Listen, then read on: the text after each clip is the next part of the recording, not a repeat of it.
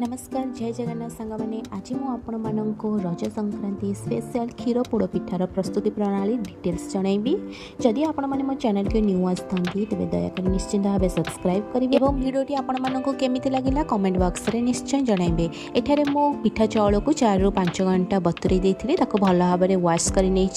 तेणु भल भाव में ग्राइंडिंग करवा से मो पिठा चाउल किसी नड़िया कोरा आड कर जेहेतु आमर क्षीर पोड़ पिठा हम यहाँ कौलिया हवा दरकार तो मुझे अध गिने खंडे नड़िया आड कर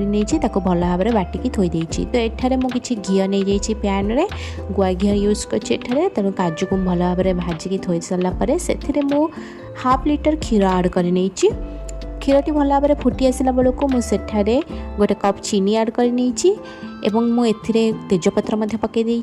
किसी गुजराती को भल भाव में गुंड कर पकई क्षीर भल भाव में फुटी सारापर आम से पुणी किसी नड़िया पाती और नड़िया कोरा पकई नवा यह 5 मिनट खंडे फुटई दबा तो फुटी आसला बेलू पूर्वर भाजिक रखि काजू पकईदबा तापर आम पूर्वर प्रस्तुत कर रखि चाउल नड़ियार आण को पकईकी भल भाव में गोलई नवा मझिरे मझिरे डंकीटी को मारी दौथे ना तलू लग जबार संभावना थाए से कंटिन्यूअसली यहाँ गोलौथे देखिए यहाँ पूरा पूरी सुखिकी जंतणी टाइप प्रस्तुत हो तो एठारे जंतणी प्रस्तुत हो जाए आम साइड करदे तेणु गोटे कड़ईटी को भल भाव में गरम कर किसी कदली पत्र आड करवा मुझे गुआ घी कदली पत्र तापर आम पूर्व प्रस्तुत कर जंतणी को से पकईकी हाथ में भल भाव में सेव करनवा सेव कर सारापर किसी गुआ घी आड करने बर्तमान यहाँ घोड़नी साहाଯ୍य घोड़े 40 ରୁ 45 मिनिट धीमा आंचरे सिझेवा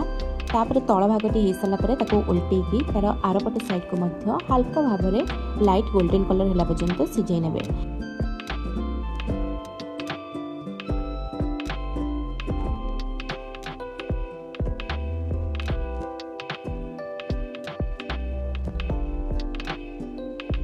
थिला आपणक प्रिय रेसिपी क्षीर पोड़ पिठा यह ठंडा है काटिकी घरे परिवार वर्ग मध्य शेयर करूँ। वीडियोटी पसंद आसते निश्चय लाइक और शेयर करेंगे। धन्यवाद।